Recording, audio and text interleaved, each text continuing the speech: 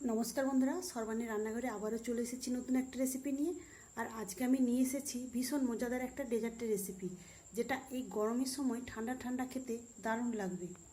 সামান্য কিছু উপকরণে এই ডেজার্ট রেসিপিটা আপনারা খুব সহজেই বানিয়ে নিতে পারেন। আশা করি বন্ধুরা আজকের এই রেসিপি আপনাদের সবারই ভীষণ ভালো লাগবে। আর আজকে আমি কিভাবে এই মজাদার ডেজার্টটা বানিয়ে নিলাম, আপনারা ভিডিওটা প্রথম থেকে শেষ পর্যন্ত দেখতে থাকুন।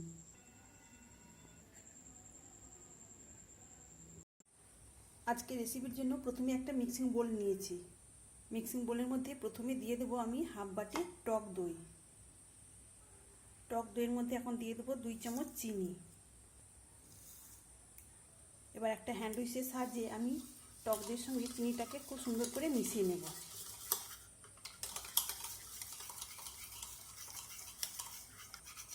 সম্পূর্ণ চিনিটা গলে যাওয়া অবধি আমি এইভাবে মেশাতে থাকবো। এখানে টক দইয়ের সঙ্গে চিনিটা খুব সুন্দরভাবে মিশে গেছে। এখন এই মিশ্রণে দিয়ে দেবো 2 চামচ রিফাইন্ড তেল। এখন তেলটাকেও এই টক দইয়ের সঙ্গে খুব সুন্দর করে মিশিয়ে নিতে হবে। এখন এই দইয়ের মিশ্রণটা একপাশে সরিয়ে রাখবো। এদিকে একটা মিক্সিং জার নিয়েছি। মিক্সিং জারের মধ্যে এখন দিয়ে দেবো সুজি। আমি যেই বাটি মেপে টক দই নিয়েছিলাম সেই বাটির মাপে 1 বাটি সুজি দিয়েছি।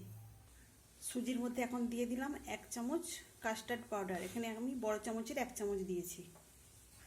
এখন সুজি আর কাস্টার্ড পাউডারটা মিক্সিতে আমি কয়েক সেকেন্ডের জন্য ঘুরিয়ে নিয়ে আসছি। এখানে দেখুন বন্ধুরা, এখানে আমি সুজি আর কাস্টার্ড পাউডারটা ঘুরিয়ে এইভাবে গুঁড়ো করে নিয়েছি। এখন গুঁড়ো করে নেওয়া সুজি আর কাস্টার্ড পাউডারটা আমি এই দইয়ের মিশ্রণের মধ্যে ঢেলে দেব।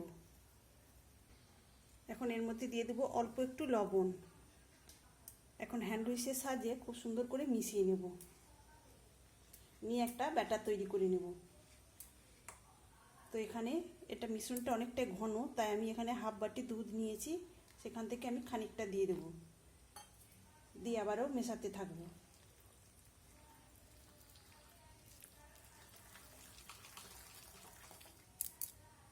আবারও খানিকটা আমি দুধ দিয়ে দেব।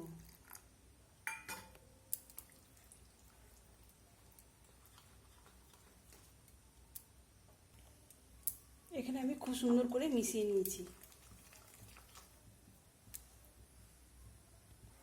এদিকে আমি ছোট ছোট সাইজে 4টে বাটি নিয়েছি। এই বাটিতে আমি অল্প একটু ঘি দিয়ে মাখিয়ে নেব। আপনারা ঘিয়ের পরিবর্তে রিফাইন্ড তেল দিয়েও এই কাজটা করে নিতে পারেন, তবে ঘিটা দিলে এর ফ্লেভারটা খুব সুন্দর হবে।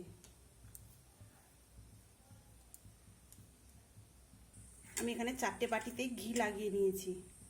এখন এই মিশ্রণে দিয়ে দিলাম অল্প একটু বেকিং পাউডার। বেকিং পাউডারটা অ্যাক্টিভ করার জন্য আমি যে বাকি দুধটা ছিল সেখান থেকে খানিকটা দিয়ে দিলাম। দিয়ে এখন এটাকে খুব সুন্দর করে ফেটিয়ে নিতে হবে। আর এটা যত সুন্দর করে ফেটানো হবে তত ফ্লাফি হবে, তখন কিন্তু যে রেসিপিটা বানাতে চলেছি সেটা নরম তুলতুলে হবে, তখন কিন্তু খুব খেতে ভালো লাগবে।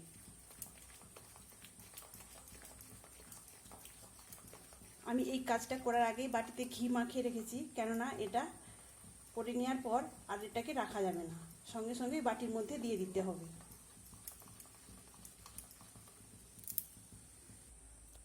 এখানে আমি প্রায় 2-3 মিনিট ধরে এটাকে ফেটিয়ে নিয়েছি। এখন এটাকে আর রাখা যাবে না, তাই সঙ্গে সঙ্গে এটাকে বাটির মধ্যে আমি দিয়ে দেব। তবে বাটিতে একদম ভর্তি ভর্তি দেওয়া যাবে না, খানিকটা ফাঁকা রাখতে হবে, কেননা এটা ফুলে কিন্তু অনেকটাই বড় হয়ে যাবে।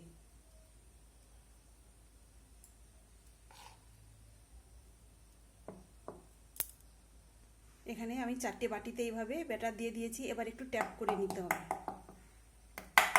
আরও খানিকটা আমার ব্যাটার রয়েছে, আবারও একটা বাটিতে আমি এইভাবে করে নেব। এদিকে একটা কড়াইয়ের মধ্যে আমি আগে থেকে জল বসিয়ে রেখেছি। এখন এই কড়াইয়ের মধ্যে একটা স্ট্যান্ড বসিয়ে দেব। আমি এখানে বাটিগুলো একটা পাত্রে তুলে নিয়েছি, এই পাত্রটা এখন এর উপরে বসিয়ে দেব। এখন ঢেকে দিয়ে 8 থেকে 10 মিনিট ভাপিয়ে নেব। আর জলটা যেন ফুটতে থাকে সেদিকে খেয়াল রাখতে হবে। সেই ফাঁকে আর একটা কড়াইতে আমি দিয়ে দিয়েছি এই বাটির মাপে 1 বাটি জল। জলটা হালকা গরম হয়ে গেছে। এখন আমি ওর মধ্যে দিয়ে দেবো 50 গ্রাম পাউডার দুধ। এখন এই হালকা গরম জলের মধ্যে এই পাউডার দুধটাকে মিশিয়ে নিতে হবে। এখানে দুধটা মিশে গেছে আর ফুটতেও শুরু করেছে। এখন আমি এর মধ্যে দুটো এলাচের ছোটো এলাচ মুখটাকে ফাটিয়ে এর মধ্যে দিয়ে দেবো। আর দিয়ে দিলাম 1 চামচ চিনি। এখানে যেহেতু পাউডার দুধ একটু মিষ্টি স্বাদের হবে, তাই এখানে আমি 1 চামচ, বড় চামচের 1 চামচ চিনি দিলাম। এখন এটাকে ফুটিয়ে একটু ঘন করে নেব। আর এটা ঘন হতে খুব বেশি সময় লাগবে না, যেহেতু এখানে পাউডার দুধ দেওয়া রয়েছে। তবে আপনারা যে কোনো লিকুইড দুধ নেন না কেন, সেটাকে একটু ঘন করে নেবেন।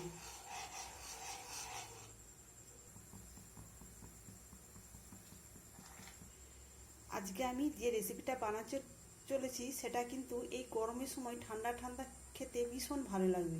আপনারা অবশ্যই একবার বানিয়ে দেখবেন। আশা করি আজকের রেসিপি আপনাদের সবারই ভীষণ ভালো লাগবে। ভালো লাগলে একটা লাইক দেবেন। সেই সঙ্গে যদি নতুন বন্ধুরা এসে থাকেন, অবশ্যই আমার চ্যানেলটিকে সাবস্ক্রাইব করে আমার পাশে থাকার অনুরোধ রইল। তো এইভাবে আমি বেশ কিছুক্ষণ এই দুধটাকে একটু ঘন করে ফুটিয়ে নিয়েছি। আর এখানে বেশি ঘন করব না, এরকম অবস্থায় আমি গ্যাসটাকে অফ করে দেব। এদিকে আমি এগুলোকে 8 মিনিটের মতো ভাপিয়ে নিয়েছি। আমি কড়াইয়ের মধ্যে দিয়েছিলাম, সেখান থেকে তুলে আমি আবার একটা ছিদ্রযুক্ত পাত্রে দিয়ে এইভাবে ভাপিয়ে নিয়েছি। আর এটা এখন বেশ শক্ত হয়ে গেছে। আমি ভেতরটাতে ঠিক মতো হয়েছে কিনা একটা স্টিকের সাহায্যে দেখিয়ে দেব। তো দেখুন বন্ধুরা, এখানে একদম পরিষ্কার এসেছে। তো বোঝা যাচ্ছে এটা একদম ঠিকঠাকভাবেই রেডি হয়ে গেছে। এখন গ্যাসটাকে অফ করে দেব, দিয়ে বাটিগুলো নামিয়ে ঠান্ডা করে নেব। আর এগুলো ঠান্ডা হয়ে গিয়েছে। এখন দেখুন খুব সাইড থেকে খুব সুন্দরভাবে ছেড়েও আসবে। তবে আমি এই বাটিতে ক্যাচ হারিয়ে বার করব না। এখন আমি এই প্রত্যেকটা বাটিতে এইগুলোতে এইভাবে ছিদ্র করে নেব।